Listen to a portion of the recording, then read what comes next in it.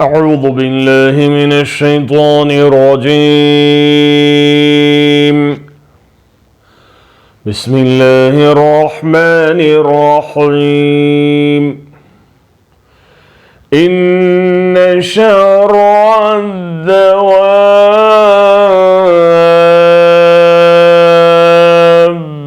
عند الله الذين كفروا فهم لا يؤمنون।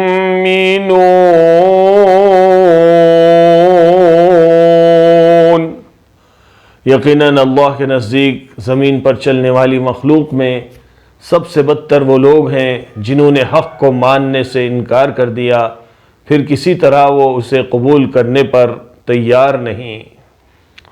Indeed, the worst of living creatures in the sight of Allah are those who have disbelieved and they will not ever believe.